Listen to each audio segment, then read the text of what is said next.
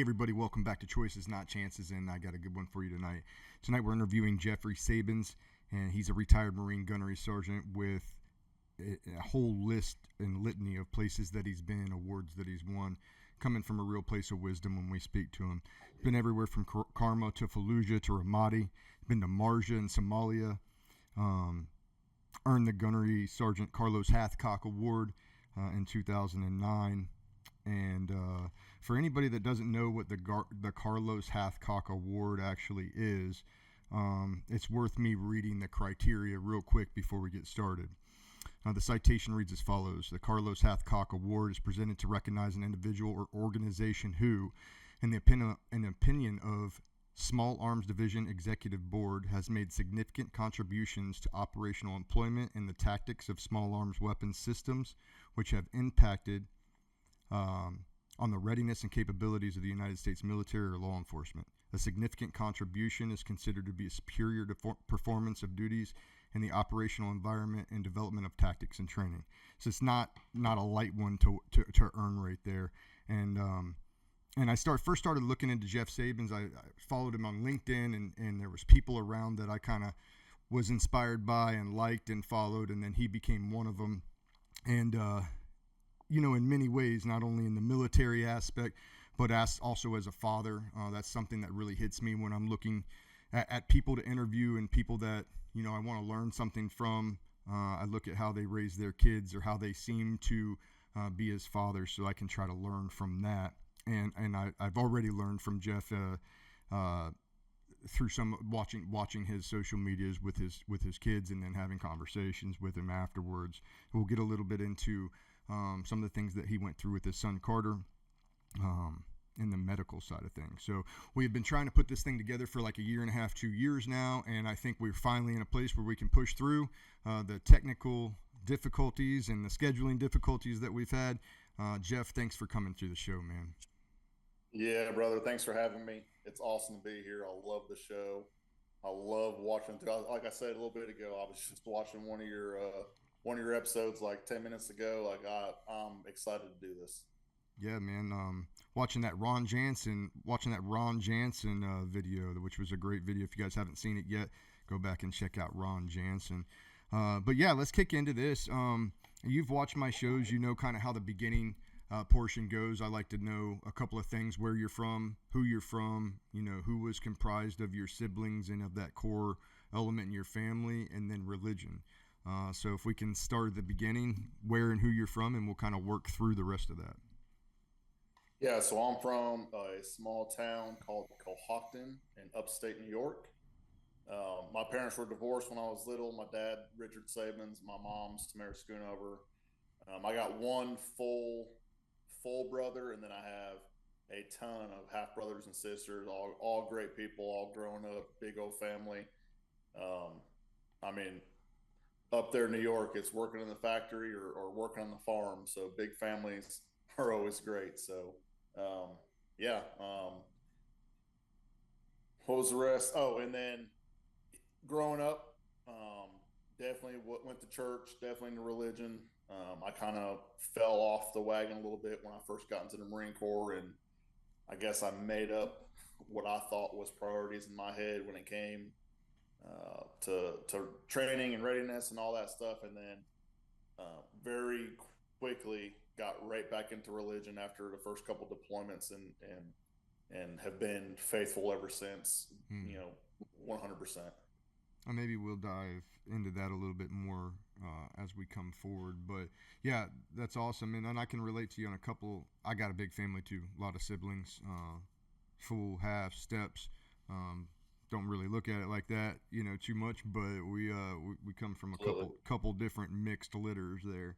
But it makes it nice in the holidays for sure. You're never alone, that's for sure. And there's plenty of variety and varying opinion, which makes things saucy. So, yeah, good times there. All right, so what? Let's just move forward. Let's move forward to your catalyst to service. A lot of things going on. Before that, did you play sports coming up? Did you do any kind of school activity, school sports, things like that? Yeah, I mean, I was big into wrestling since I was little, like 13 years of just wrestling. I loved every second of it. Mm. Probably because it's more of like an individual type sport. While although you compile points and do team events, um, that was one of the things where like you work hard. You can't depend on other people to make up ground for you. I played football, did track, um, but at that time, it's funny because I'm a football coach now. This is my second year coaching football, and I absolutely love coaching. Like Mm-hmm. that, that's like a something I never thought how great it would be to actually coach young kids. But like coming from a big family and coming from that small town where we didn't have a lot of money, very quickly found out that I was blind as a bat, and I was scared to death to wear my glasses. So it's hard to play football when you're blind. So Mm. I just out there running around. But yeah, wrestling. I mean, I thought I was going to wrestle my whole life. I loved it. Yeah, yeah. Wrestling was definitely the one you took the most adoration to. Absolutely, 100%. Gotcha. Track, football, wrestling. Wrestling's a great sport for every young boy to at least do a couple of years of. Like at least learn how to control other people if you need to control other people. Because let's be honest, you're a boy and you're going to be a man, and the world's different for a man, and you should at Yeah, least know how to do it. and you never expect how great or how much that goes into the Marine Corps and some of the things you learn in the Marine Corps. And I was definitely glad, like when you can put people off balance at will, and you know exactly where to go and where to push and where to pull. That Mm. helped out certain things. Absolutely. And not only that, but just like Brazilian Jiu Jitsu or boxing or whatever, kind of self defense uh, style training you put kids in, you see a massive boost in their confidence just by knowing themselves a little better, by testing themselves a little bit. So, Sure, for yeah, sure. yeah, I think that's great. Cool. High school, what any big takeaways, any big lessons through high school, be it bullying or be it grades or focus, any kind of challenges? No, man, I think I mean high school was it was just easy for me. It was Yeah. just like I wasn't worried about drugs or drinking or girls or anything, man. Like I just did my own thing. I went home after school and after practice. You chop wood for the fire to stay warm. You got to go out and catch your dinner. Like I was really focused on what do I need to get done, um, for me individually, and then that was it. Like I was in my own world. Um, big, I was a loner. Didn't really didn't really have any thoughts or any concerns with things outside of my internal scope there. Yeah, I got you. I got you. So, at what point then did the service become like a thought in your head? Yeah, so I'm one of the weird ones. All these Marines and all these military members I've worked with and veterans, and everybody has these great story of the calling they had, or the moment they knew where they were going and what they were going to do, and that just wasn't me. I Mm-hmm. had never thought of the military in my entire teenage life, and just I mean I was going to go to college. I was hopefully going to wrestle in college. Mm-hmm. uh, I was going to be a conservation officer and be outdoors and be with nature and all that stuff. And then one day I walked into the school cafeteria, and over there in the corner was a couple Marines recruiting table, and they had me hook, line, and sinker in 10 minutes, man. Like within 10 minutes of walking over there, I was like, this is what I'm going to do. This is Why? it. What did they do? And I couldn't tell you, man. I don't know. I, I don't know if it was, I tend to lean towards, I think maybe the getting out of the small town and getting to experience stuff outside of my scope that I wasn't used to probably was it. But I mean, I was a option. I was open infantry. I don't know, man. I really like. I wish I had a cool story like everybody else. I wish like I had this calling to go and join the Marine Corps, and it led me to where I am. But you know, I think it's important that there's people out there who just take like this off the whim chance of let me go try this out. like that works out in your favor too sometimes, and that's what Do you, happened do with you me. think that's more of what it was just like, let's just see where this goes Yeah, absolutely. for And, 4 years, and then I'll make a choice whether I want to do it more or not? Is that kind of like yeah, your thought process? and again, like remember, I said like I didn't care about drugs, I didn't care about partying, I didn't care about girls, I wasn't doing like I had nothing of concern outside of my window. Like that just Mm-hmm. wasn't who I was, and so that probably was part of the reason where, um, hey, there's the Marine Corps. Like, what are we gonna do? Hey, there's a possibility, and this was in 2004, so there's gonna be fighting going on, but that wasn't crossing my mind. It Mm-hmm. was just like, hey, let's do it, and Yeah. and I signed up, graduated, walked across the stage from graduation, got my diploma, and went right to the recruiter's car, went to boot camp. Like Mm. it was that quick. That's And how it happens. I think that's how I do a lot of things when we go through this story of, I just like, should I do it or not do it? Whatever, let's try it out, see what happens, and Yeah. see where it goes. Yeah, man. I think there's a lot of almost a lot of peace in that kind of flow of life. Like, do I want to do this? Let's check it out. Cool. Yeah, there's Um, no expectations for yourself. There's no big hype to live up to. You just do it. yeah. That's fun.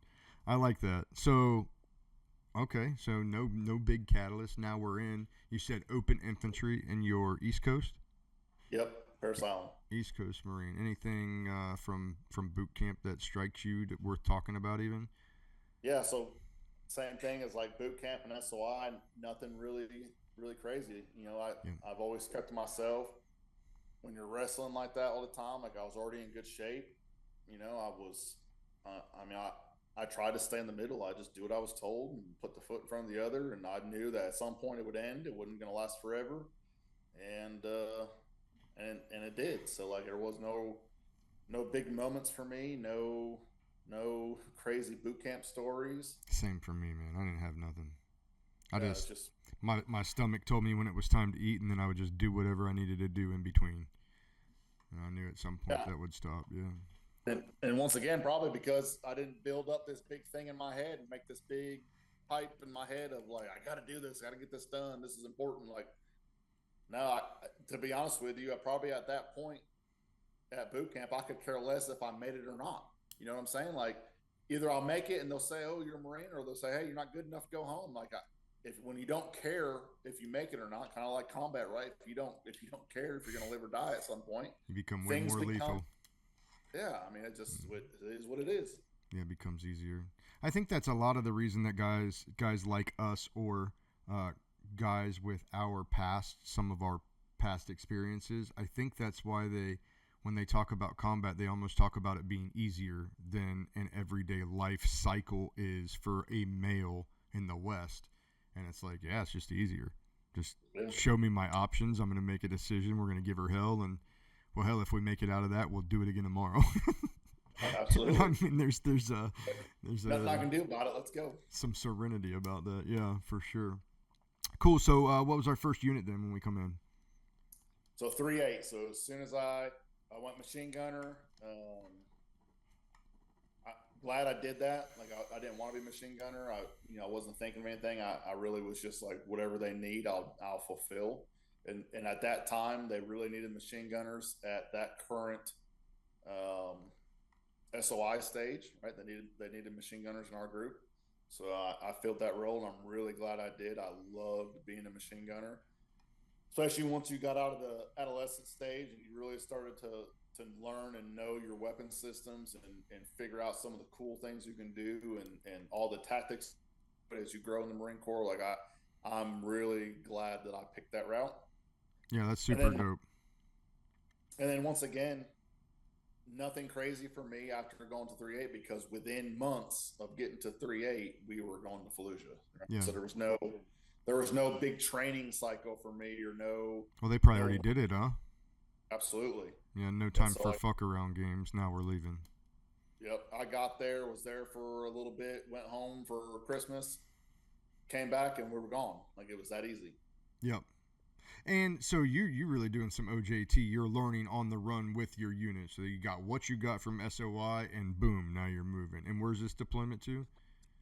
So this is Parma Fallujah Yep. area where I was weapons company. So I went to weapons company, and so we were we were living on ITC, the Iraqi training camp there at Camp Fallujah, and then we would do MSR security for that deployment. So 8-hour patrols, patrolling the main routes, basically looking for IEDs and trying to find people in place in IEDs and protecting those routes for supply chains and all that stuff. And so, Absolutely, route clearance is it's probably not an overly fun mission, but it's a very, very important mission. That's a fact. Yeah, and that was they're not teaching you mobile, or at least at that time they're not teaching you how to be a machine gunner in a turret at SOI. So definitely some OJT of not only are you going to go get thrown on a machine gun right away and be in combat, but you're going to be in a truck in a turret. Yep. And that's a whole beast in itself of learning the tactics of, where do you face your gun, where do you face your turret, how do you stand or sit. When you're not in the workup for that, it's a lot to take on as a young Marine trying to figure that crap out. Now, were people fucking with you, or were they just really trying to get you in the pocket so that you could help the best you could? Yeah, great group of Marines. Like there was no one messing with me at all. It was like as soon as I showed up that night, the 3-8, it was like let's get to work, and it was awesome. Cool. There wasn't people. Yeah, it was great. Yeah. Like these, they had just got back from Haiti, so they knew what was going on, and it was time to work, and they knew that they needed people. They needed people to be in these spots and for them to be capable to do their job. So it was great. That's great. What's your give me your biggest takeaway from that situation? Because I too took Marines as leadership straight out of SOI. They went home for Christmas leave for like 20 days, and we deployed as soon as they got back. They had enough time to get a SIF issue and a Battle 0. What's the biggest takeaway of being that guy? Yeah, I think young guy, new unit. For these young guys that are just getting out right now, what's the biggest thing? I think if you, once again, like I'm the type of guy that doesn't build these things up in my head. I'm just one foot in front of the other. Let's get stuff done. There's a finish line somewhere out there, whether it's down the road by a week or by 20 years. There's a finish line somewhere, and it worked out in my favor where I just showed up and I learned and I listened. I did whatever I was told. If they told me, to do this exactly the way it is, I don't care what SOI taught you. This is how we need it to get done. Like I listened, and I didn't ask questions, and there's some other guys that came in with me that I think they built up this like, hey, I really got to be great at this, and I'm filling these shoes, and if I mess up, people get hurt, and it really hindered them. Mm-hmm. There was so much head that they couldn't operate and they couldn't go out and do what they're supposed to do, and so my recommendation for any of these guys who are just getting ready to come out of SOI is it's just like be willing to learn, right? Like don't be afraid to ask questions, and don't be afraid to stand up and say, hey, I know this is what you want me to do. I don't fully understand this. I want to get this right. I'm not trying to be an asshole. Like, what do I need to do here? And just learn. Mm-hmm. And I think that happens a lot. Like, I was instructor SOI for a while, and I try to prepare guys for those situations. I just think like the people who make this big thing in their head and really build up that anxiety and say, man, I could fail and don't get hurt. I think that's just the wrong approach, and you end up setting yourself up for failure. Crippling yourself in your mind. Yeah, I think that's a good point. How often do you think that happens? I think it happens a lot nowadays. Do you think it happens Marine-wise? Do you think it happens in the first term more than the second? Or do you think it comes in the second term more than the first? No, I think it comes in the first term. I think it. So when I'm trying to think when I did this. So 2013 to 16, it was on SOI, and it's kind of happening. And maybe not as much now, right? Because we're not really every unit's not getting sent to some sort of combat right now. So when we were heavy in deployments, I think it was horrible for these young Marines. I think that they, I mean, Did you ever so think that? Did you ever have that feeling? no, because when I didn't again, either. I wasn't thinking about 9/11. I was thinking about that stuff. I was just thinking about what do I need to get done to get through the day. And our 3/8 had just come back from Haiti, and they had told me right off the bat, like, hey, that's not a big combat mission. We were just there, like, patrolling the streets and Sure. trying to help out riots and stuff. So I didn't think about that kind of stuff. But then years later, especially when I went to 3/9 and I was a sergeant and I had my own section and I was a patrol leader and stuff, those guys that came in from SOI, like they would just tell you, like, dude, I'm scared. Like, you guys are freaking war veterans. Like, what am I supposed to do? Yeah, So yeah, yeah. We had a little I bit of bet that. that sucked for them. I bet that was horrible. Yeah, I don't know when it started though, because I don't remember. I mean, I came in 04, probably similar, obviously, time frame as you, and I just don't remember it being a thought that. I just remember wanting to lead. I want to lead these guys. I want to make team leader, and then I want to make squad leader. And I wonder how big a portion it is of the Gen Pop Marines that don't want to do that or are crippled to want to do that because of those thoughts.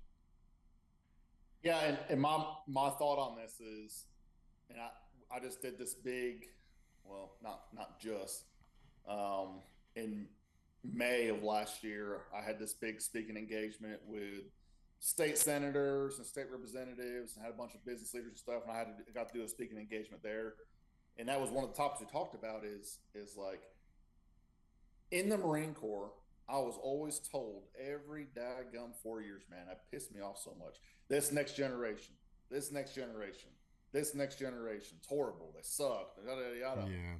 Eventually, we can't keep blaming the next generation of being weak. We can't set up these expectations to where, like, they're not us. They're not us. Sometimes, like, the thing I think about is these new guys that we got.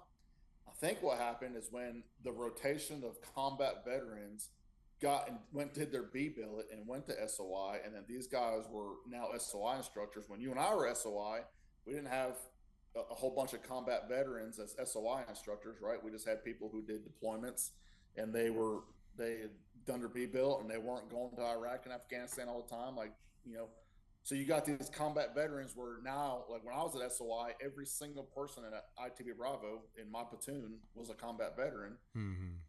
They're talking about that all the time. It's always going to be something they relate to when they're teaching a class or they're with the Marines. Mm-hmm. And so all these SOI students who are getting ready to graduate SOI, all they've heard now for the last 60 days is everything they've done has been related to a combat story or something in combat. Mm-hmm. So I think that's part of it, right? Like they're coming to the unit now, and they've had all these combat vets as their SOI instructors and now they're like, oh my gosh, like we really need to make sure we do this right, or someone's going to get hurt. Yeah. Because I've done it before. I'm sure you've done it before, and we've related something to, like, if you mess this up and you don't do this the right way, like there's a possibility someone get killed. Yep. It's a lot of pressure put on somebody who's 18 years old. Yep. And that's the standard, though, and I think that's why doing it starting at SOI is correct, because the last absolutely. place that you want the last place that you should be doing that the first time is in country. And Absolutely. a small story on that, we were getting ready to push Marja, and each platoon was given, a number of body bags, of friendly zip-up body bags that we had to pack out. And when those were brought into this GP tent, you could just watch the boots' eyes just womp, like it made it so real for them. They hadn't thought about it really too much, I don't think. And then once you have body bags brought in, it's like, oh shit, we got to pack these in. And you know what that's for, and nobody broke and nobody cried or anything like that, but you could see it kind of get real in some of their eyes where it wasn't there before they seen the bags and now it's there after, kind of a thing. So, yeah, that's something that I always hit them hard on when I'm speaking to Marines, is like, that's where your mistakes go. Like when you're a Marine and you fuck up, that's where your mistakes go. And usually it's one of your buddies. Usually it's one of your friends, so, yeah, it's a good lesson. So Karma Fallujah, walk me through kinetics and like your daily battle rhythm. Yeah, so easy place at the time for us to get for complacency to be a huge factor. I mean, it wasn't everyday IEDs. It wasn't um, everyday firefights. I really couldn't remember how many firefights we had, at least from my truck alone. It wasn't many kinetic fights. There was a lot of IEDs. I would say every week or so we'd find an IED, um, call EOD and do what you're supposed to do, and then we might get hit by one every 2 weeks, every 3 weeks if one sneak by, and that's like in Mm-hmm. my book. Um, my book, my first ID strike was the trash can. Like when the ID goes off and the sewage goes in my mouth, and I learned a valuable lesson. Like that was that was how it was, and Mm-hmm. our trucks at the time. I mean, we had trucks with no doors. We had trucks that was soft top. I mean, it was just like it wasn't the up armored stuff you'd see now, and so the IEDs weren't massive. I remember there being like pop up flare IEDs and stuff like that. And I guess we got lucky and caught the big ones. Yeah. And again, like I'm really young, and I'm a PFC, and I'm even lance corporal at this point, so I'm really young, and so I'm sure there's a lot of stuff that happened that I just didn't pay attention to or didn't Sure. know. Um, but I just remember it not being. I just remember like long, long days on the road, and like I learned a lot. It was definitely a place where I learned everything for the rest of my career. Like I had a great team. I was in the staff sergeant's truck at the time. Um, in every deployment since then, except for Somalia, I've always been somehow ended up in a vehicle, right? So whether as a gunner, as a vehicle commander, so I learned a lot from that Mm. deployment, and learned a lot about the people and culture, and when you're not fighting every single day, when you're not as kinetic as some of these deployments are, that gives you the opportunity to take in some of these things like Sure. the culture and tactics and stuff that you can do when it's not always kinetic, and so Absolutely. it was a great learning point, great learning deployment for me. Definitely a blessing that I had that deployment before Ramadi. I knew you were going to say that. I knew you were going to say 100%. that because I had a blessing of a deployment prior to Marja. A blessing of a deployment. So I could get my little wings wet and my little tail feathers moving a little bit and understand how to control guys in combat but not in kinetic combat. If you just get thrown right into kinetic combat, your learning curve is steeper Oh and yeah. and bloodier. Um, yeah, man, that's good. Somebody said one time, life makes more sense when you look at it in reverse. And I'm 40 almost, and when I look at it in reverse, there are a lot of blessings I had come before a lot of huge moments in my life. Yep. And so Same thing, man. wild, yeah, wild. All right, so walk me through the rest of our time at 3-8 or any other big significant things from Karma Fallujah deployment. Yeah. So nothing crazy. I wish. I mean, I learned that Iraq can get cold. it Oh is. yeah, It's not always super super hot. There's always super super cold as well. fact. But yeah, so we come back from Fallujah, took 6 months. Did went home, got some time off, did the workup for Ramadi, and then we go to Ramadi in 2006. Now, in And the mean way, you're coming back. You're still with your unit. You're training. You're getting you more esteem, and now you're a senior Marine with a little bit of combat behind you. So you got a little more sway in your, I would assume, in your company. What's that workup look like for you? Are you taking leadership billets on now? Or you, what's that look like as you work through that deployment or yeah, that so workup? I'm sorry. I'm learning. The workup is teaching me the stuff that I didn't get to go through before the Fallujah deployment, right? So I'm learning like proper tactics of ambushes and kinetic firefights, and you can tell I'm getting ready to start school back up. I'm thinking kinetic energy here, like you can tell I'm I getting ready to start school up any day now. love And it. the workup was great. honestly, I think the workup was harder than SOI and boot camp for me. Like the workup was legit, right? Like you're in the field and you're Mm-hmm. going to California and you're like it's where you mess up, people in your face and screaming and trying to get you. Like the workup was great, and I mean I'm not really taking any leadership role. Like Fallujah, and I don't want to act like Fallujah was nothing, right? And we lost some really good men in Fallujah, and some really other units had gotten some in some kinetic fights and IDs, and we got our own IDs and stuff that we hit, but we were just a little bit luckier. And so when we're doing the outskirts, we're doing MSR security on Mobile, Michigan. These other like the other companies in 3A are doing something completely different, and so. Yep. I feel like they had a little bit rougher deployment than we did with MSR security for sure. But like the the, the memory, man. Like I'm sitting here, my head's going 100 miles an hour right now, and I'm thinking, man, I wish I would have put that in the book because we were there, man. Like I remember now in Fallujah, our section responded to the prison attack. Mm-hmm. So that all these things, all these memories are like flooding back to me right now, and it's like it was a good learning deployment. And so Fallujah or the workup was, I think I had no idea what to expect of Ramadi, Mm-hmm. right? I guess kind of in my head a little bit, I was like, man, it's gonna be another one like Fallujah because Fallujah was supposed to be bad, and we heard all the stories, and they're going house to house, Mm-hmm. and it wasn't nearly as bad as I anticipated it to be. So I guess I wasn't really getting worried until like right before we left, and we were getting actual reports and actual data from Yep. who we were replacing, and I think I was starting to realize like Ramadi was going to be the real deal very quickly when we were about to leave. Yep. Yep. There's going to be no doubt for sure. Um, cool. Let's push into it. When do you guys leave for? What was the time frame? It was 2006, right? But when Yeah, about? it was 2006. I'm trying to think. Let's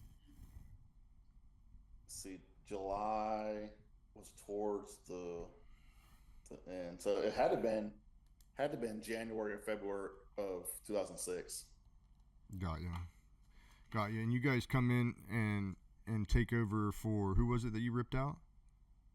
Man, I don't remember. I But couldn't tell you you that. ripped a unit out there. Okay. Yeah, yeah, Okay. we ripped out a unit. We were at no, that was Cop Kelly, Cop Hansen, Hurricane Point. I think we were at Hurricane Point for that one. That may have Okay. been the unit. I remember because you know when we were at Camp Fallujah ITC, we had showers. You could walk to a chow hall if you wanted to, or we could take our trucks. Mm-hmm. We could go to like a small PX and whatnot. Um, they probably I think they had like a Starbucks and stuff somewhere on Camp Fallujah or something like that. Holy shit. Right. So it wasn't horrible, right? Like it was built up pretty good for us. But when we got to Ramadi, there was none of that. That Yeah. wasn't happening. Yeah. Like we don't. There's no like big old chow hall. You're eating sandwiches for freaking lunch. I mean, it's completely different. And that I did not expect that. Mm-hmm. I was expecting another Camp Fallujah, and then when I got there, it was like, no, man, you're not on the main camp. You're come out here. I'm pretty sure it was Hurricane Point, and you're out there doing your thing. And so, C-Reps and and that was MREs. yeah, and that was the first deployment where I experienced like an attack, like a camp, like a fob attack. Mm-hmm. And that, I mean, that scared the shit out of me, man. That first one was like when mortars start dropping and rounds are coming in, and you're like, where do I do? Where do I go? I mean, Well, let's that talk. was a Let's talk really about that. That was at Hurricane Point. yeah. I'm pretty sure that was Hurricane Point. I have to go through my notes, man, and figure out which is which. I'm pretty sure it was Hurricane Point. Well, how long had you been? How long had you been in field before that? Before that fob attack? Oh, there was a mortar attack and whatnot when we were doing the rip. Oh, I mean, it was very quick. Like you need to buckle up, son. Like it ain't gonna be no smooth ride. There's no room for complacency here. yeah. Yeah. Yeah. I mean, it was firefights or IED every single day. Like it was kinetic. It was the real deal in Ramadi. Yeah, they had hard fighters in Ramadi. I've interviewed a couple of guys from early Ramadi now on the show, and Joe Hayes being one of them, yourself being one of them, and nobody from that time frame in Ramadi says anything other than it was absolute hellish. Because those fighters were about it. And once again, if you want to say a blessing, like I feel like it was a blessing to be in weapons company and have at least some armor from a truck. Like I for those rifle platoons, those rifle companies, like big props to them because they're just out there walking around and doing their thing, man. Like at least I had some armor for when they started, gripping it and ripping it towards us. Like at least we had something to protect us as much as possible. I mean, those guys are out there in the open and doing their thing. I mean, that's ballsy, man. Like they're out there, they had it just as bad as we did, if not worse. Oh yeah. If you guys want to hear, we're gonna hear yours with your assets. If you want to hear one of the rifleman tales, go back and listen to the episode with Joe Hayes. Joe Hayes, same fight on the ground, rifleman, kind of being supported by trucks, absolutely. But wild story there. Ramadi was just never good. I think it was like fanatical fighters there. And one cool thing is that, at least a cool thing about being in some of those earlier fights over on like Ubaidi, Sadah, Karabla, Ramadi, Fallujah, some of the guys got to be there when it was hell and got to see the city come home after it was done. And I think that's like, being able to witness and know guys that witnessed that at the time when it was going through was probably, in my opinion, the coolest part. Like outside the killing, the bombs, the stuff, but you want to do like spiritual or emotional side of war, to see the cities come back after it's been pacified is a cool thing. To see kids wanting to go to school and building that is a cool thing. So I try to tell that to all the kids. I speak to a lot of kids now. I speak at schools and such, and one of the big things I always try to reinforce is that every place I ever was at war, the children begged for schooling. So don't sit here and take your schooling for granted, which is what most kids in the West do. Like, it's just a thing, right? But when you don't have it, you crave it. You beg for it, even at a young age. So,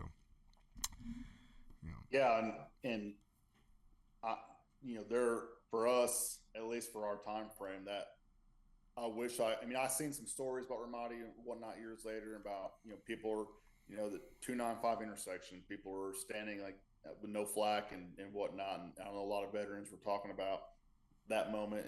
And for me, like 295 was a death trap. Yeah. Like kids going to school. I'm the guy in 2006 that crumbled the Ramadi's, library, kids library with my Mark 19 because they ambushed us from the library. Like it was crazy, man. Like it. Let's walk through that. Let's walk through that deployment a little bit. So you get to Hurricane Point. Things are popping from day one. What does the op tempo turn to? I got to think that you guys are pushing out constant patrols probably, right?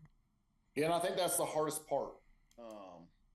That was the hardest part for me, both in Ramadi and Marja, was I'm the type of guy, like, I like to see something. I like to have a plan, and when I plan it out, I like it to go the way I planned it out.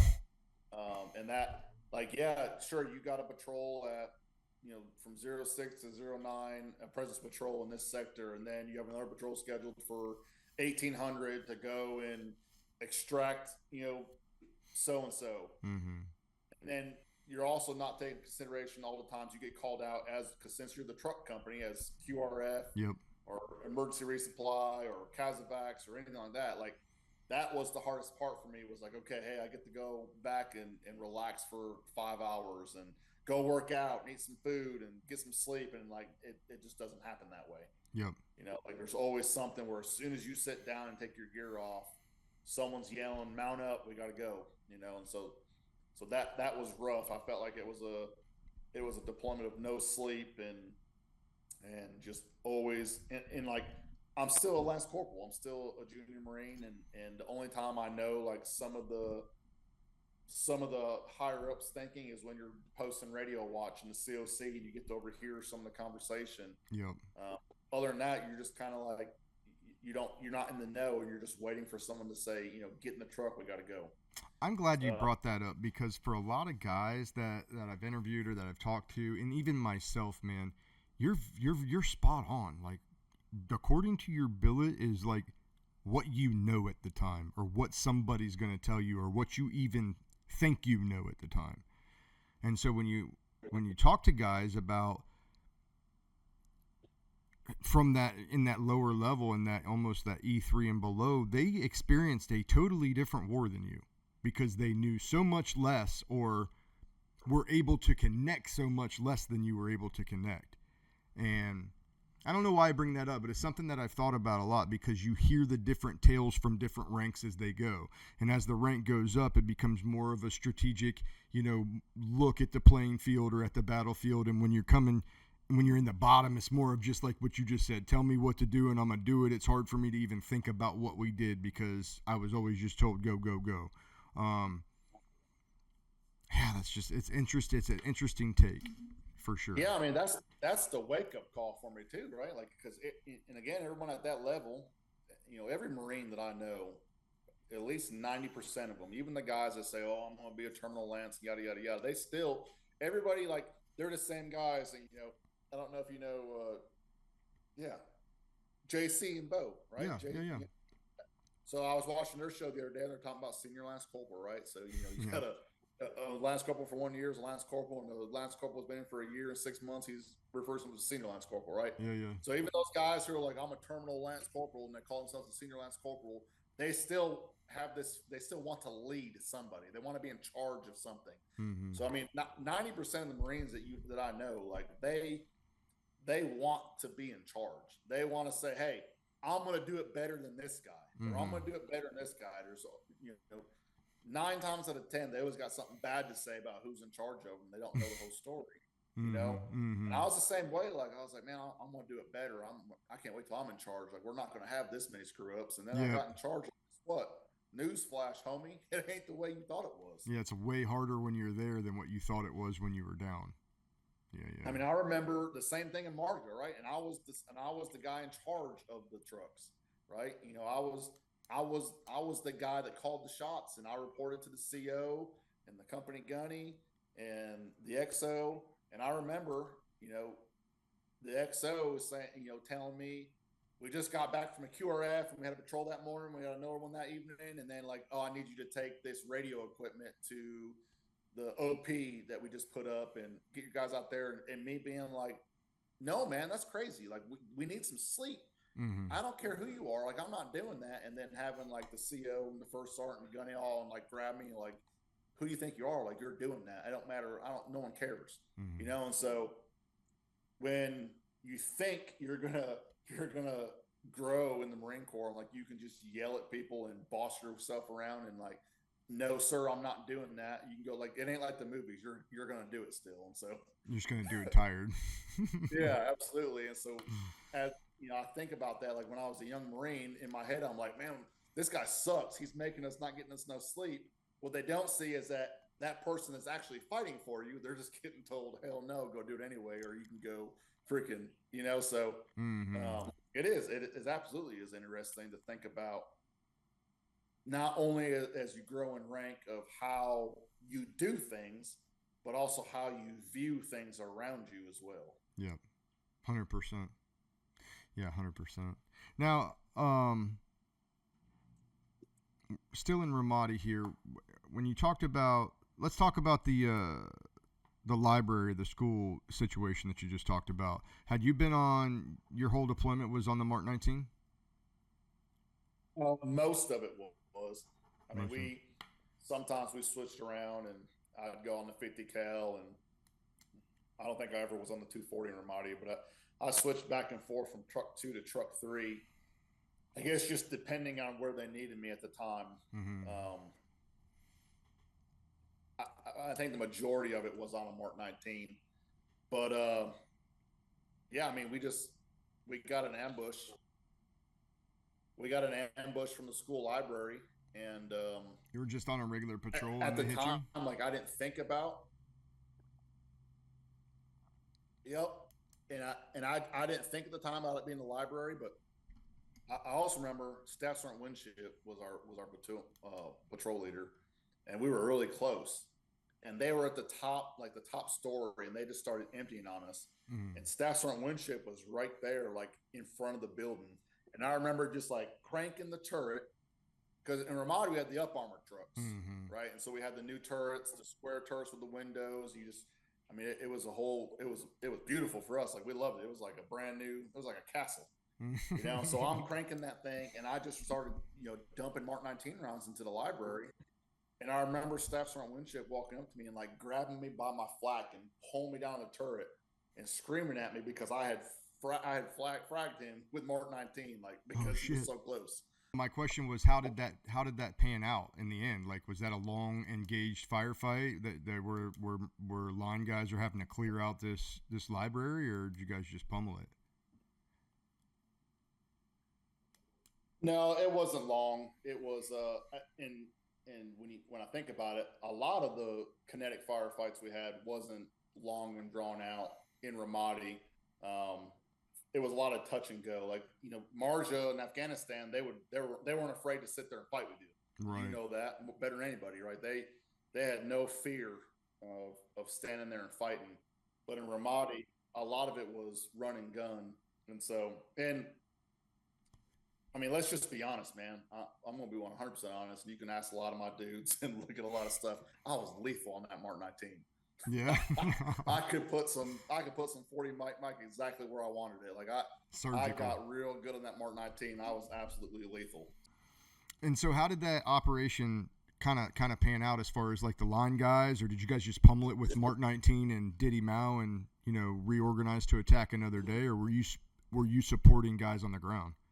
No, like Ramadi was, a lot of it was presence patrols for us. So Ramadi was weird. Like, and I think about like some of the stories I hear about, especially nowadays, right? You get hit by an IED, you're down for so many days. For us, it was like, if you got into a firefight, get hit by an IED, it's like, is your truck still moving? If not, go get a new truck and keep going. Like there was no ending day. Like just because you got shot at and you took out half the school library doesn't mean that your day's over with. Right. And that, like Ramadi, that's what made, I don't want to say it made Ramadi tough. It made us as individuals and as people tough. Yeah. To where you just kept going along, and my book, most of my stories are about Ramadi. That's where like the most of the stuff happened is in Ramadi, and all the, like the story I talked about with like almost getting killed by the sniper and it goes 2 inches from your head. And, if I hadn't been through so much in Ramadi already, that probably could have crippled me for a little while in my head. But by that point in Ramadi, you're like, whatever, it is what it is. Like there's nothing you can do to control this. Yep. Flip him off, laugh about it, light a cigarette and push, right? Absolutely. Yeah, that's what it kind of gets to. No, that's dope, man. And you're right. I think every guy that's been in a real kinetic fight could attest to the fact that that's absolutely spot on. You get to a point. I think you ever watch Generation Kill? Oh, absolutely. Okay, so one of the things, it kind of lines up. You'll get the analogy. One of the things that lines up so well from Generation Kill was the driver that dipped all the time, right? That driver, he went from giving a shit when they first crossed the LOD to several days into kinetic fighting. He's driving. He's so tired that he's delirious. He doesn't even want to turn his head to spit the dip. He just spits it straight down on himself. I've watched guys do that. I've watched them not give a fuck that way.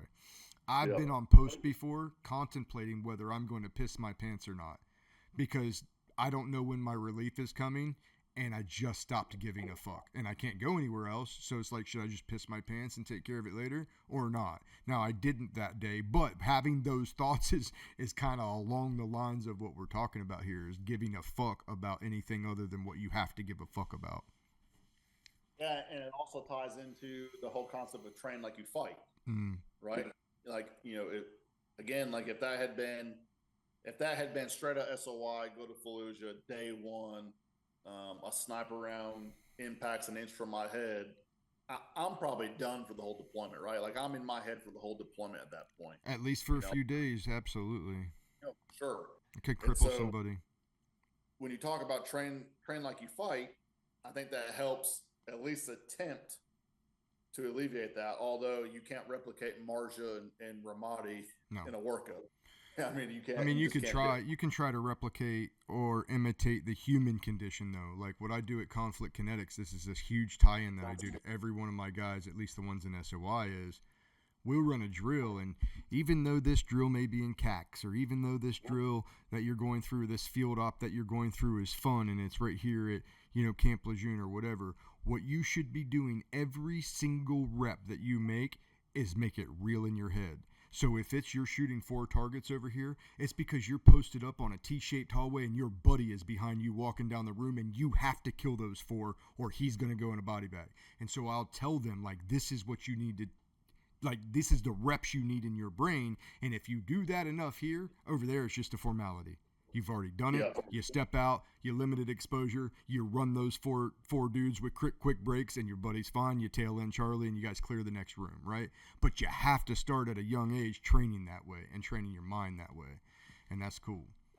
And it's right. You can make any analogy of guys that play baseball or football or whatever. The one I use is baseball. When you're in any situation, you should be asking, when the ball's hit and it's coming to me, what do I do with the ball? Guaranteed it's coming to me. So if I take contact right, what am I doing instantly? What is my procedure? And I would always, run that through almost ad nauseum to my guys, reiterating those points. Yeah. And that's because that's what I had seniors telling me. Yeah, and I like the way where I think it got to a point where it wasn't always just repetition either. It was also, let's use some intelligence what we're doing as well. Mm-hmm. Because I also seen some ways of where people are like clearing the Mark 19 in Ramadi. We had an incident towards the end of Ramadi on another camp where clearing the Mark 19, and they were just used to like so many kinetic firefights. The guy was just in a daze, I guess, and he just pulled it back, went to clear it, and fired a Mark 19 into the guy in front of him. And so, I mean, you also it's hard to replicate 5-6 months of exhaustion when you're doing this as well. And so, there's just so much. I mean, we could spend 5 hours talking about Ramadi alone, and give me your biggest takeaway. Ramadi, biggest takeaway. Overcoming adversity, man. Overcoming adversity and my brand, right? Tempered by chaos.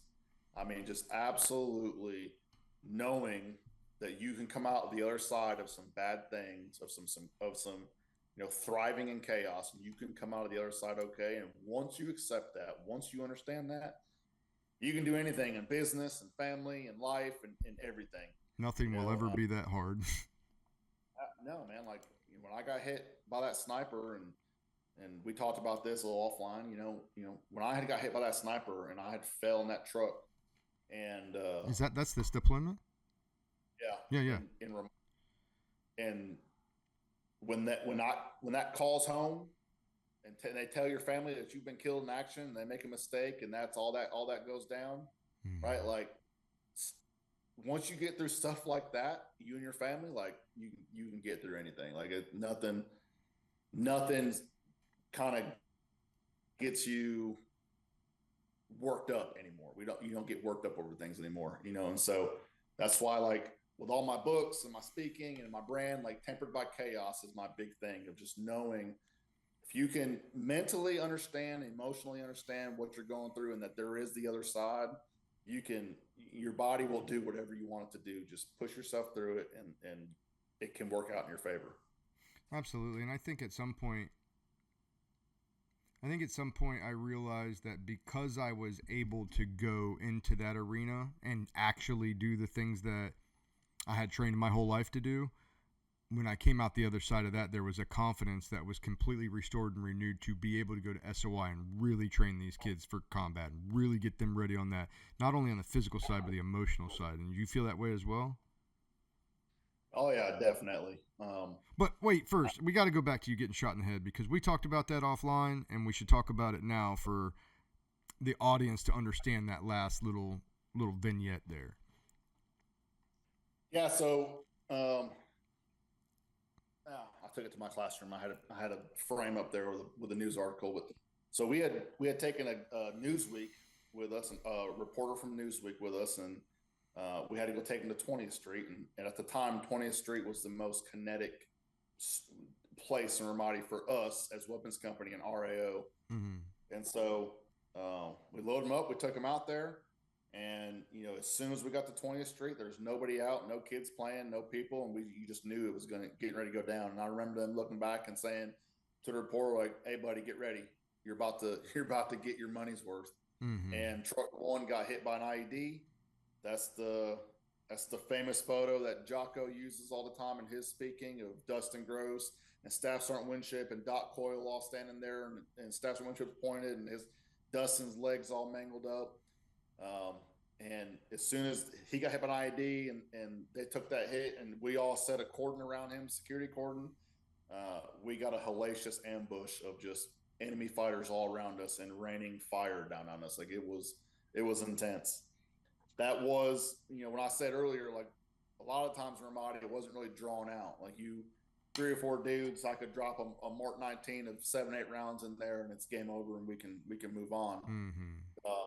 This was a long, drawn out, just fight for your life. And it's the first and the only time on any of my deployments where I thought I was about to run out of ammo. Where I had gone through I was on the 50 cal at that time. I had gone through almost every can of ammo I had in that truck. It was insane. Rooftops or windows or just all of the above? Yeah. It was rooftops. It was windows. I was covering an avenue approach down a long street. They're coming around the sides of the buildings. I mean, it was tracers and rounds coming in every direction. And you just had to find somebody that was shooting at you and try to drop them and move on to the next guy. Mm-hmm. And I remember towards the end, the CO was with us, and he was going to tell me to hang on to this radio on the handset, because a lot of times for us, Field commander was on the BFT, and he was trying to maneuver elements and whatnot, and contact COC. Driver was looking around and trying to maneuver the vehicle in different vantage points. And the gunner is up there in turret shooting. A lot of times they throw the internal comms of the trucks to the gunner. Mm-hmm. So if someone needed to talk, I could reach down and say, "Hey, hey, field commander, someone's trying to get hold of you on this." Mm-hmm. It wasn't. I could still shoot people and do what I was supposed to do while having something shoved up in my ear. It's not that big a deal. And so as I reached down to grab it, like I said, the new turrets, the square turrets, I had like a 1-inch gap from the hood to a little bar where the turret sat on. Yep. When I reached down, a sniper had got a round through that 1-inch gap and hit me in the top of the Kevlar right here, where it went through the Kevlar, traced on the inside, and blew out the back. Mm. And so the impact where it had gone through the helmet and gone out the back, the impact, their best guess is it made my brain brain swelling, right, where it just knocked me unconscious or something along that line. Like a knockout punch, yeah. Yeah, and there's a video out there on my social media somewhere where during my retirement ceremony, my wife had gotten a bunch of Marines I served with to do a video for me and whatnot. And Brian Popp was in the vehicle with me, and he actually talked about that during my retirement ceremony, about how he felt. He had thought I was dead. I mean, he'd seen me drop in front of him, and he thought I was dead. And so, eventually they got through. We had QRF had come out, recovery vehicle had gotten out. Navy SEALs were out there. Jocko's unit was out there with us, so they had helped out and helped repel. I mean, eventually we were able to get back home, and they actually flew me out for 3 days to go get an MRI and make sure there's no internal bleeding or anything along that line. And I was able to come back and be in my unit 3 days later and get back into the fight. But somehow, my dad had recently passed away, and I went home to his funeral and whatnot, and they were telling me a story about when my dad was at work that morning, and somehow a Marine had told his girlfriend what had happened, and she had called my mom and told her that I was killed in action, and she called my dad. So somehow back home, the whole family was under the impression I'd been killed that morning. And it wasn't until 6 hours later that the Marine Corps called and did the official notification that said I was wounded in action, I was okay, nothing to worry about. And so it was, Oh my God, dude. A lot of up and down for them. And so I took it to my classroom, but there was an article written about it. It's gone so fast. There's an article about my death.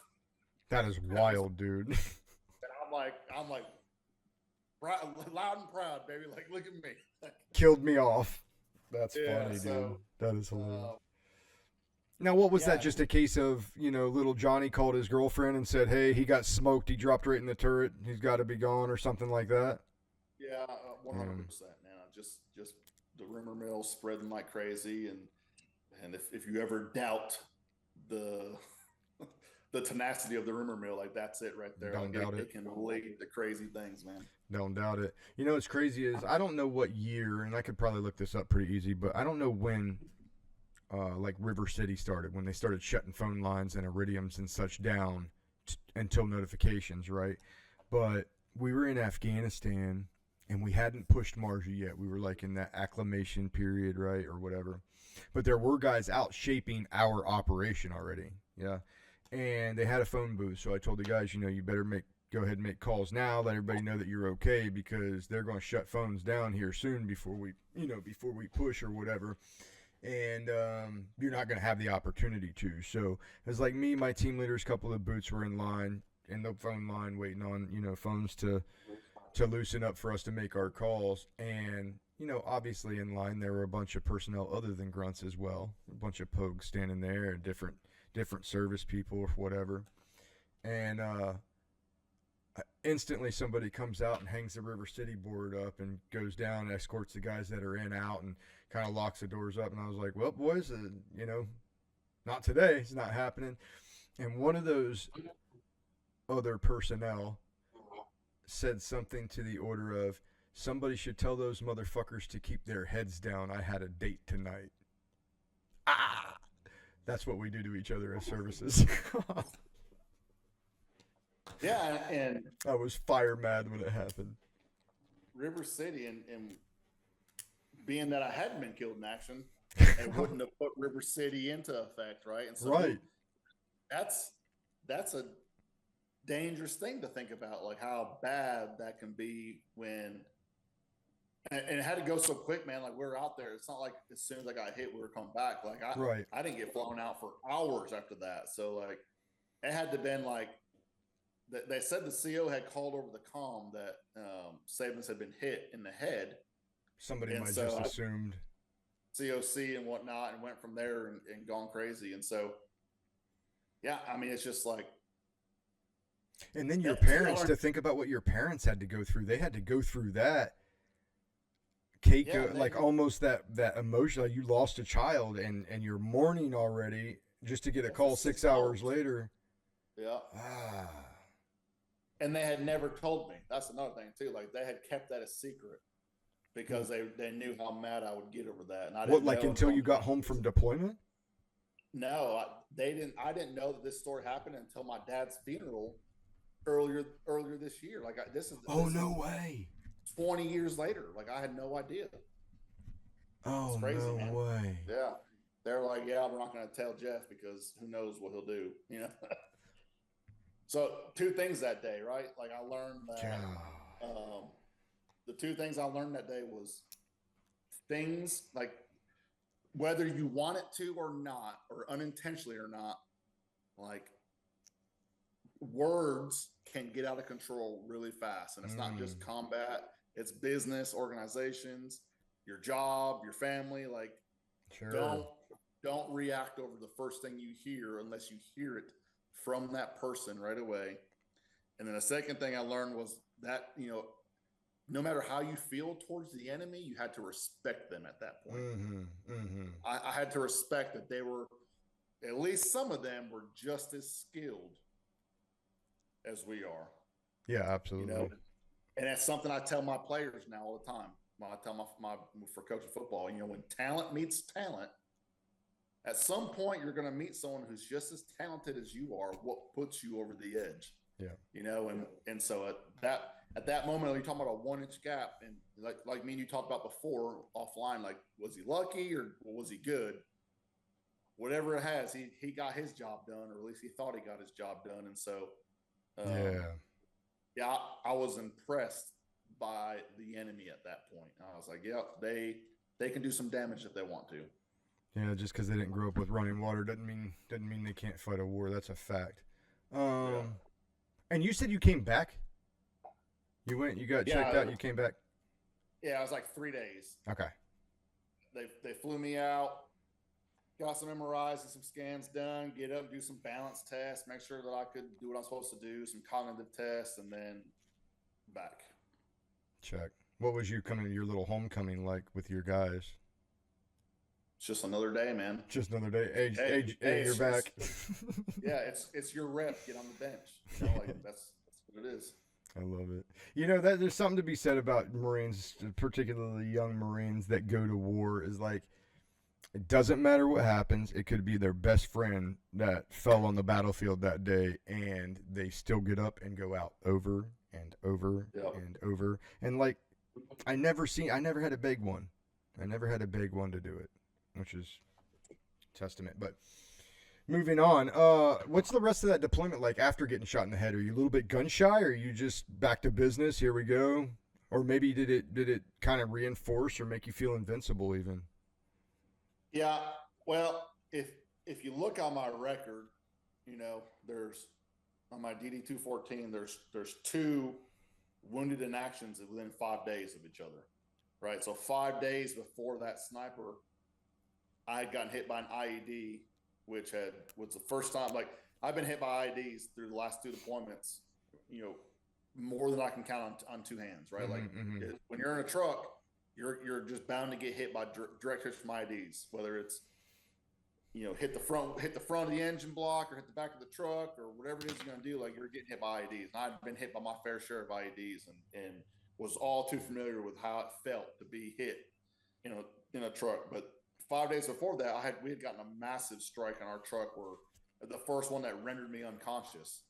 You're right. So just a massive hit where I was just out for, you know, 5 minutes or whatnot, just gone, and Doc smacking me and trying to get me up and whatnot.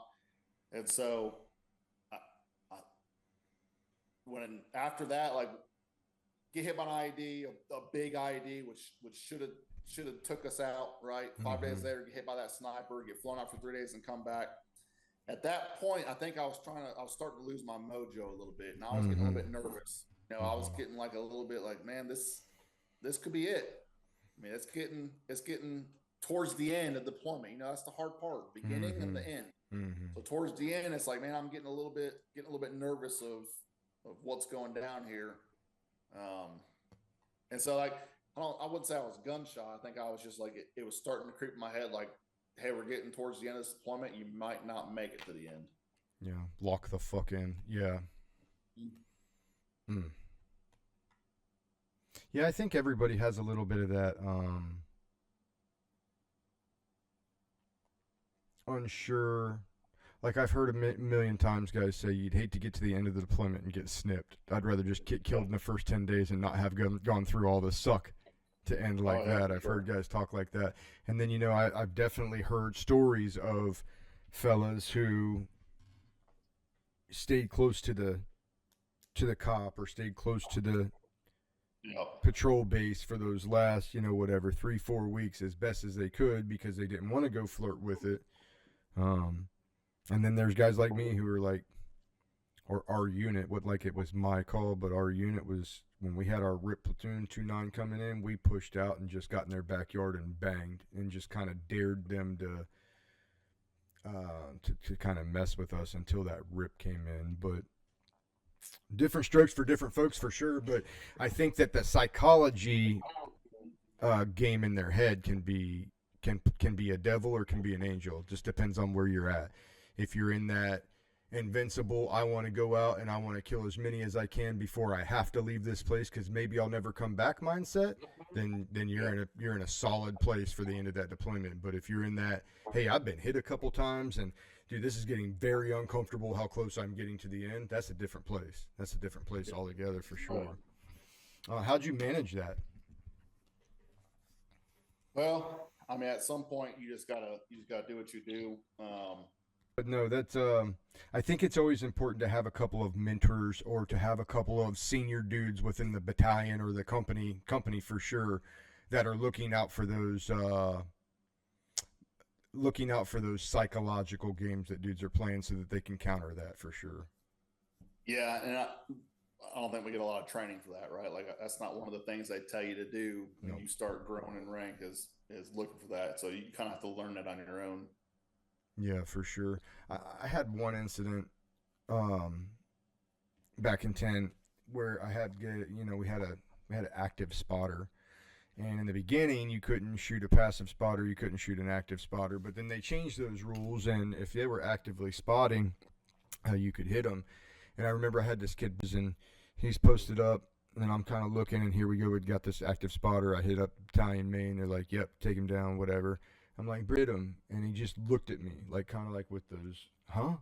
Like he couldn't make sense in his mind that that phone was a weapon. He couldn't. Yeah. And so I shot him. Boom, I put him down. Hey, it's no big deal. That kid had killed so many and banged so many off of his saw through that whole deployment that I knew that he couldn't make that rightness at that time. Yep. And so there's two options there. What? I yell at him and make him kill this guy, or I find some other means to get it done, right? And I think if you're a leader listening to this, I think the better option is the latter. If it's you, then it's you. But if you see somebody that you can tell that can't make that connection in their mind, that'll fuck them. They'll get trapped. They'll get locked in that. So yeah, leadership's not just about screaming at people. Yeah, agreed. Well, moving forward from here, from that deployment, another 2 years goes by. You got the 26 MU. Is there anything? There's got to be stuff to take away from those workups coming in and from the MU itself. And what would those be? Yeah, I think it's like controlling. First off, navigating like Marines who come in, those new Marines who want to go fight and they thought they're going to go fight and you're not, right? Like I think we spent a month in Kuwait on that MU, but like how do you navigate a bunch of Marines that are pissed off that want to come fight, and you're like, no, you're going to go sit in the ship, So that's a leadership lesson, right? To work at, and then preparing for stuff.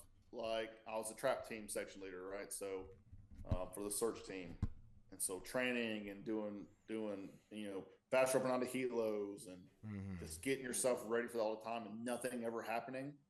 That's another navigation, right? Like you're training for something, you have to train like you're going to fight. You have to find ways to encourage these guys that, hey, it could happen. I don't know if it will, but it could go down. It's another challenge that, at the time, you don't think it's a leadership lesson or something you'll use in the future. But now that I know 100%, like you're going to experience that more than once in your life with business or jobs or something where you have people where, hey, this could happen. We need to do this active shooter threat because it could happen. It might not. It probably never will. But if it does, we need to be ready. Right. And right. I think that's a lot of the world is going through right now. Yeah, and I think what you're speaking to specifically is where the Marine Corps is right now, where a lot of guys that came on the tail end of the war, and then all of a sudden it's done, and they're going, and then the leadership has to figure out a way to keep them in the pocket. Like, well, hang on a second, dude, you know what I mean? And don't get me wrong, it's not like geopolitically it's great out there. There's definitely things on the horizon that they could affix their sights, and make things real in their mind, but definitely not like a 6 in 6 out op tempo like we had. It's different. Yeah. So following the MU, then we come to 2011 Marja, Afghanistan. That would have been just after the invasion. Like second unit in, I guess. We replaced Shewall 3-9, right? So I was with 3-9. We replaced. I'm pretty sure we replaced Shewall. Yeah. In March. It was us in 1-6, yeah. Yeah, and there's something I want to point out too. before we jump into Afghanistan is you mentioned the Hathcock Award earlier. Yes, sir. 2009, and so there's this thing I want to talk about. I want to read from my book if you'll let me. Absolutely, please. And this is Right. You Just Survived? Yep. You just survived. Got it. So, and it's something that I think is a huge learning point for a lot of people right now. And so, before I had been told about the Hathcock Award, I had some trouble sleeping. Right, it wasn't nightmares. It wasn't anything crazy. I think it was like going from deploying all the time to being a chief instructor at combat marching unit and having these events and stuff. It was a new type of leadership, and stressed about like, am I going to be ready for the range, or am I ready for competition, or whatever. So I went to the doctor, and within 10 minutes of being in there with that doctor, they had diagnosed me with PTSD and had me on a whole bunch of meds, right? And so what I want to read real quick is page 115 from my book, and it says, they didn't ask, they just assumed. Trouble sleeping, PTSD, history of concussions, TBI. Here's your rating, here's your paperwork, thanks for your service. But the moment that hit me hardest, my wife went into labor. Middle of the night, she's shouting from the bedroom to get into the car. I'm in the bathroom, brushing my teeth with shaving cream and shaving with toothpaste. Standing there like a malfunctioning robot, mixing up basic human tasks while the most important moment of my life was unfolding next to me. That was the moment I realized I wasn't myself. I was drifting, detached, out of sync. A few weeks later, the hospital called me and they handed me a folder and said, you've been approved for 80% medical retirement. And so to me, that's a huge part of my career, right? Me going and trying to get help for just some sleeping issues where, hey, they could have said, go take some melatonin for a few weeks and catch back up on some sleep. But because they heard you've been deployed to this place and you've done this, and you've been hit by IEDs and concussions, or like, oh, PTSD, TBI, they didn't even, you don't even listen to me. I get all these medications that they threw me on, sleeping meds, antidepressants, antipsychotic, like just a whole bunch of pills, to where, when my wife goes in labor, her water breaks in the middle of the night and my son's being born. Like, I'm literally standing there while she's screaming at me with toothpaste on my face, shaving with toothpaste and a toothbrush full of shaving cream, and just had no idea who I was. Weeks later, I show up and they're like, you're medically retired. I didn't even sign up for a package. No one submitted a package. It was just out of nowhere. I had to get a lawyer and appeal that and everything. And I had put on 30 something pounds, completely out of shape. Like that medication destroyed me. Oh yeah, like a zombie, I'm sure. And I was about to take that medical retirement. I believed them. I was like, you're doctors, you have to be right. I believe them. And then literally 48 hours before I was supposed to sign my package and take it, that's when a sergeant major called me and told me I won the 2009 Hathcock Award, and gave me this speech about, like, don't let people who aren't in your body tell you how to live your life. And that changed my entire career, man. Like, I was about to be out with 80% medical retirement, done with the Marine Corps, probably take the whole rest of my life on those meds, feeling like crap, believing that I had all these things wrong with me.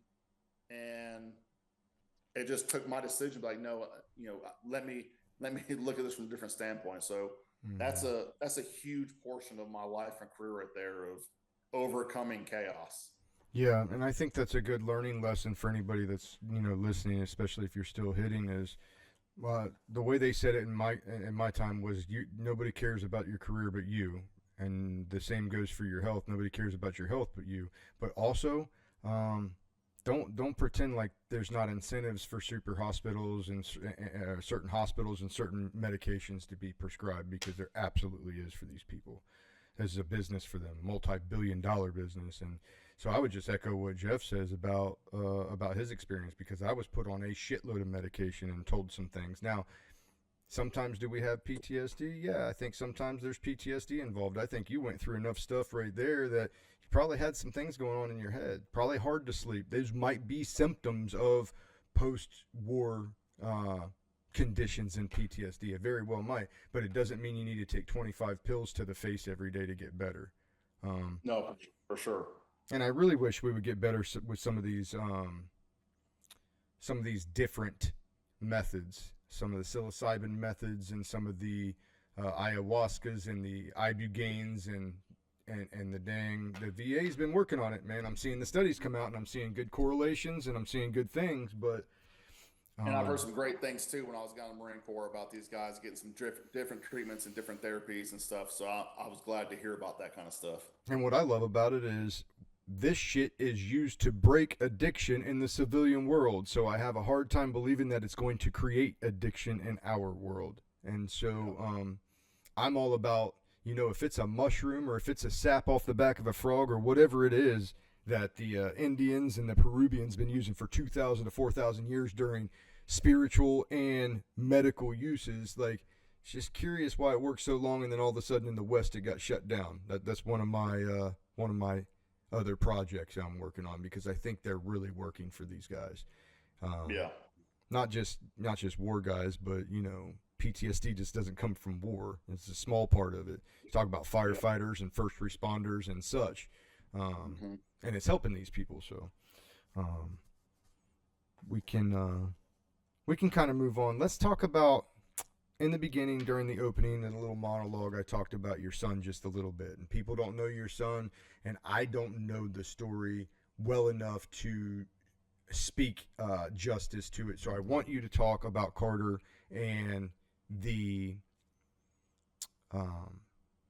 different path that you know, that some that you and your wife have been on and your family have been on. Yeah, and so while I was in Marja, my wife was pregnant with our daughter, right? And so my son was, when I came back from Marja,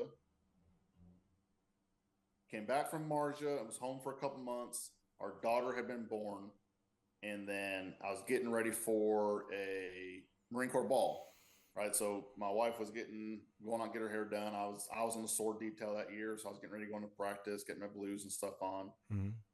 Kelly's parents were down to watch the kids while we were at the ball and whatnot. And so while I was in Marja, while I was in Afghanistan, Carter had a bunch of stuff that they said was an ear infection, and they had liquid in his ears and whatnot. So she had done she wasn't at the Naval Hospital at the time. She was in Tennessee. All right. So, you know, they just kept saying, oh, he's got ear infection, needs to do some drainage, whatever it is, you know. And so when we were coming down the stairs at our house at the time, Kelly's parents had noticed that Carter was just lethargic. He was just not himself. And it was hard for me and Kelly to see that because we were around him all the time. It was hard to see a difference. And so they had taken him to the ER at the Naval Hospital. And same thing. They're like, oh, it's, you know, ear infection. He got some fluid buildup, yada, yada. And there was a doctor who was on his way out who was getting ready to go home, who heard them over talking about it. And he came in and said, let me go do a CAT scan real quick. And he found the brain tumor.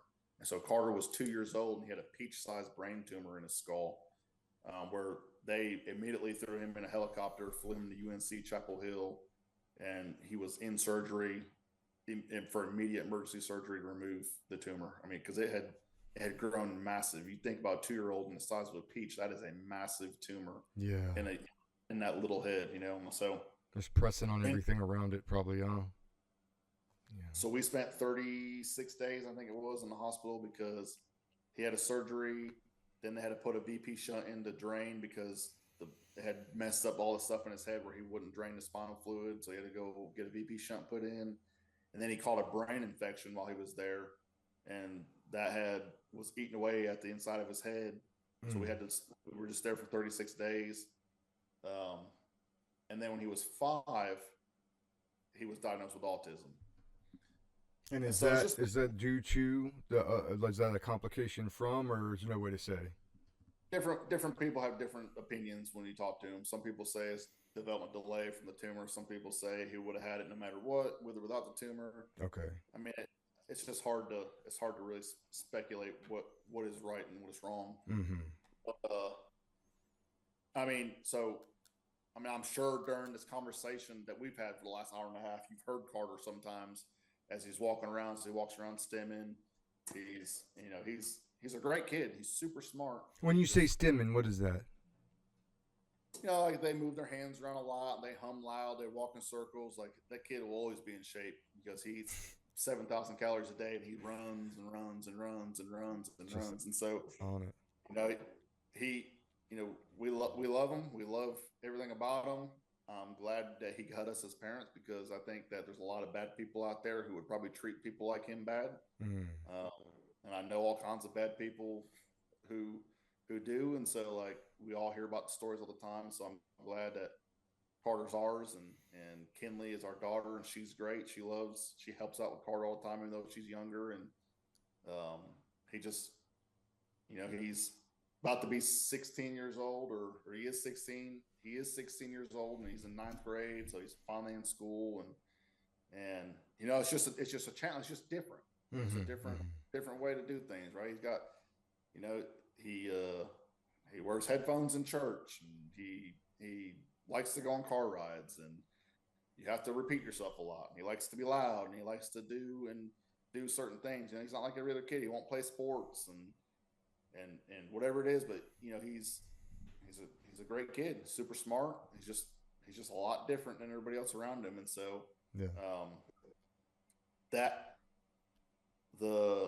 was a fight that I had no control over, right? So when he's in surgery for 12 hours and there's nothing you can do, it's a different type of war, right? It's a different type of battle you're in when there's no one for you to go fight. There's no one for you to go kill. Yes. You're just you're there waiting for somebody who else is in control. And that's when my faith really picked it back up, knowing like, hey, this was a small chance of him getting through this, and he came out with flying colors, and it has to be divine intervention at some point. Yeah, man.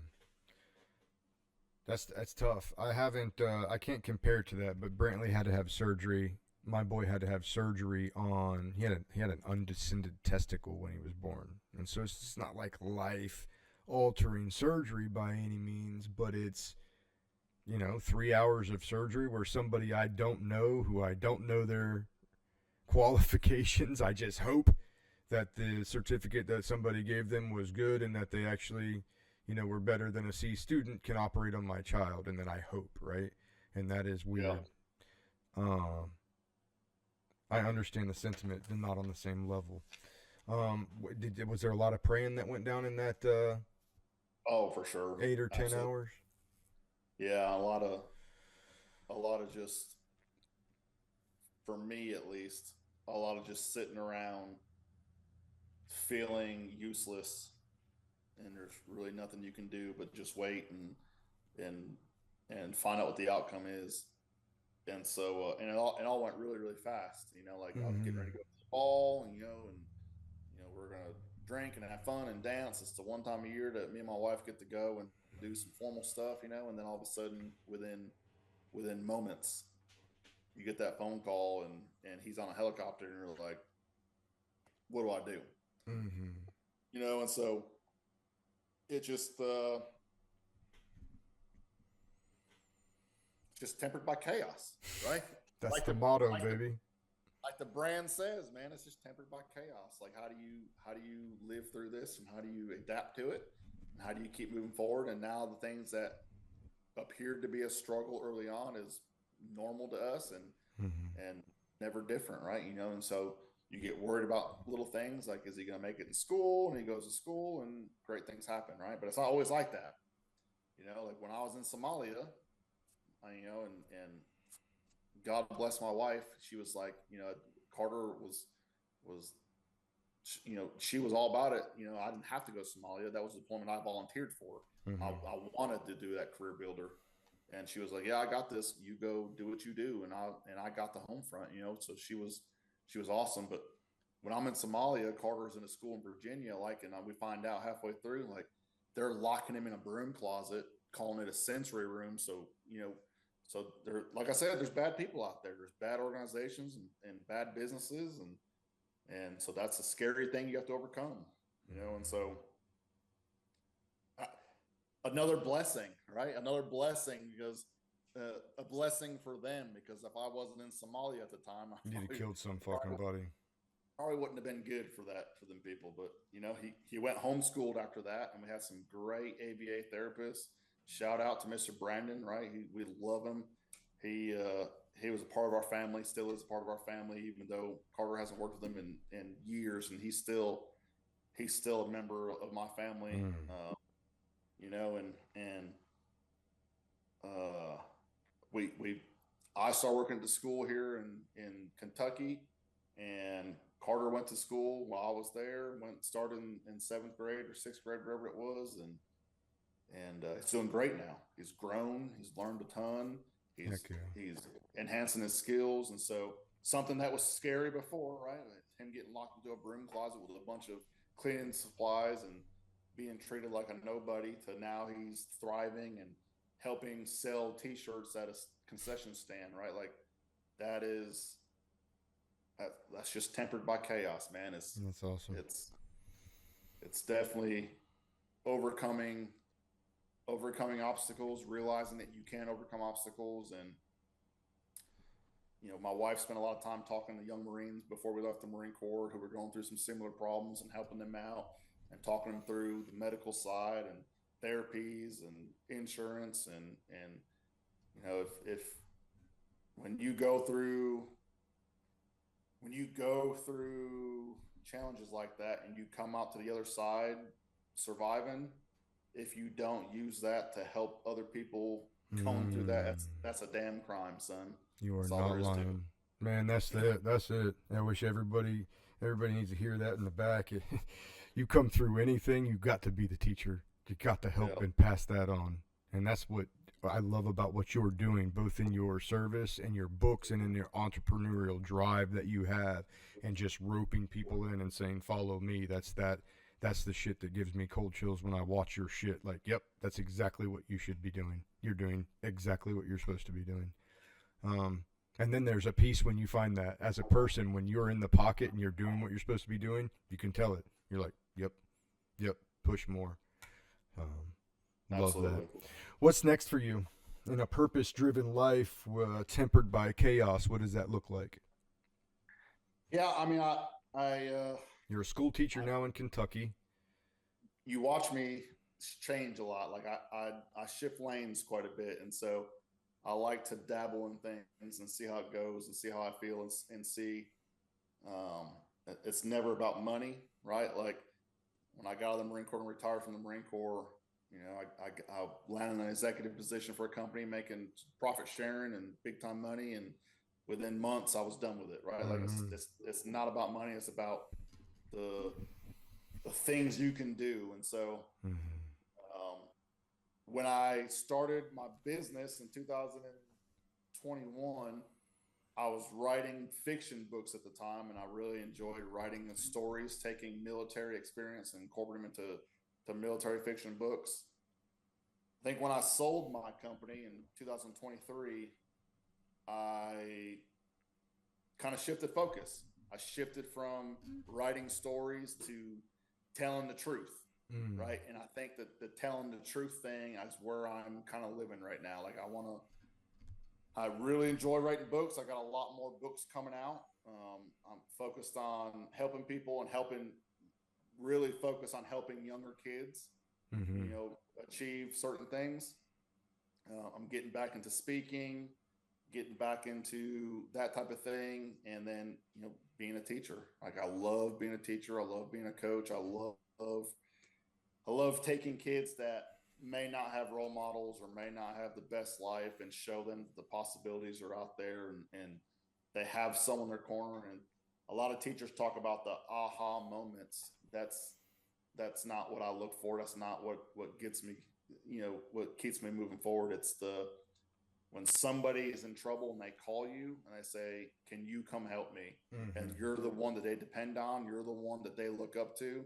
That's it for me, right? So Yeah. that's kind of where I'm taking my brand, man. Like I want to keep teaching as much as possible, but I also want to get in front of as many people as possible and share these stories of tempered by chaos and overcoming adversity, and realizing, like, whatever challenges you have now, there is another side. It may not be good, it may not be bad, and it may not be bad, right?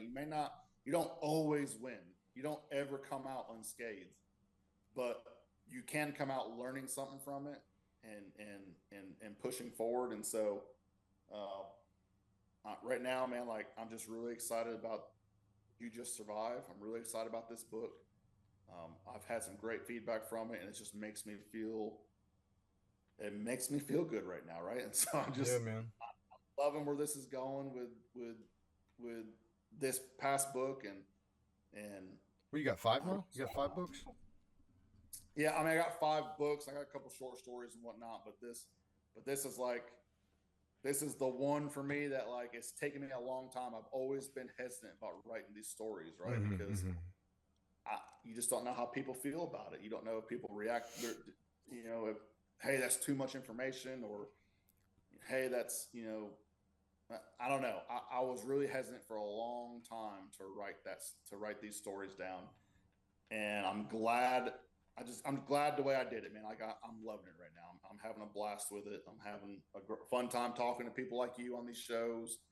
I just did the War and Life project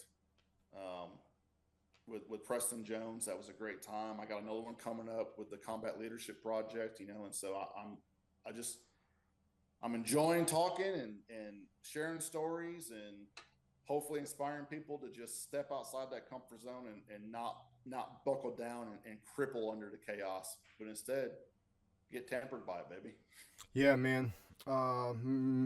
Don't be crippled by imposter syndrome. That's something I talk a lot about, because I hear guys come up and it's guys that are monsters, right? And then they have almost this imposter syndrome, feeling like, should I even be here? And it's like, you're damn right you should be here. You should be here, and you should tell people how you got here.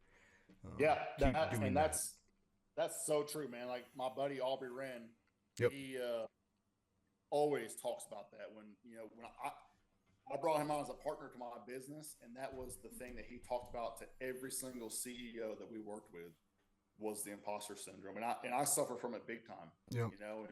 And I've wrote about it. I'm sure you've seen it where I wrote about like I don't like to talk about a Purple Heart. I don't like to use that stuff to my advantage. I don't like to talk about Carter and using that to my advantage. And he was always harping on the imposter syndrome of it. It's not you using it to your advantage. It's you validating to people that you've been in situations that chaos was controlling, and you've been on the other side. And so, and I think it's using those situations to advantage other people. Do you know what I mean? Yes. That's the other way to look at it, is not you using it to take advantage, but you using it to bring advantage to people who have not yet been but will likely be in that situation, or who don't even know they're going to be in that situation and find themselves in that situation wondering, what the fuck do I do now? Why me? And it's like, here's a dude, and look at the grace on him, and he made it through that. You know what I mean? So that's a lot how I look at you, dude. A lot how I've looked at you over the years, and I'm glad we got to do this. I'm glad we got to have this chat, because more people need to be following Jeff Sabins. If you're not, get on and follow him. LinkedIn, find his socials, pick the books up. They're great. And we'll put a link in the bio to his books. I'll make sure that I get at least all of them named in this. You guys go back and look at it and support his work for sure, coming from the 03 field in the Marine Corps and doing great things. Anything that we missed, Jeff, that you want to mention?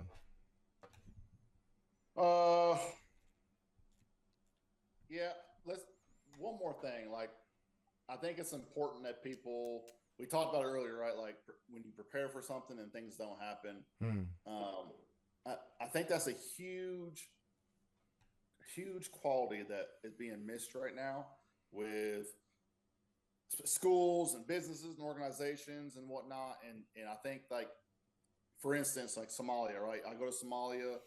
It's been years since an attack, and then the time I'm there, there's a massive mortar attack and whatnot. And so, if I hadn't been in that mindset where, like, hey, it could happen, I need to be ready for it to happen, like, it could have been a disaster for me. And I think that's something that we, just like with active shooters or bullying or threats or cyber, like, I think, like, let's stop being complacent with ourselves and really prepare make sure you're preparing for the things that people tell you to prepare for, and go at it hard. And yeah, man, I just, other than that, I appreciate you. I Oh really man, do. I appreciate you, man. I appreciate your work and your diligence in your work. It definitely it's inspiring and it's contagious. When I look at your work, I'm like, what am I doing, dude? Why do I not have 5 books going? Why do I have 3 sitting on my laptop and 1 published instead of 4 published? Right. So people like you, and definitely you being amongst the high end of that, when I'm watching it, keep me in the pocket. Like, okay, time to keep moving. Time to keep moving. Yeah, bro. There's a reason why this is the first book I wrote a review on, man. This was an awesome book. Thank Like, you, thank you. there's a reason. So Well, I yeah, man, appreciate that, dude. it was great. It was a great talk. I'm glad to finally get on here. I love what you're doing. Like, you got some great people on this show, man, and I've learned a lot from this show. And yeah, if we can just get more people to come out and tell their stories, Hell yeah. and share their secrets, man, it helps everybody, man. It's gonna be a great world. Samul Fortior, better together for sure, for sure. We just got to keep doing it, keep building the network, and keep bringing people in. Uh, Jeff, till next time, man. I look forward to doing this again. At least talking about the creative writing process and bringing more people to the fold. And I think that there's a way that we can do that together in the future. So I look forward to that. Sure, man. Absolutely. Hey, for everybody else, choices, not chances. That's all we got for you tonight, and we look forward to bringing you the next one.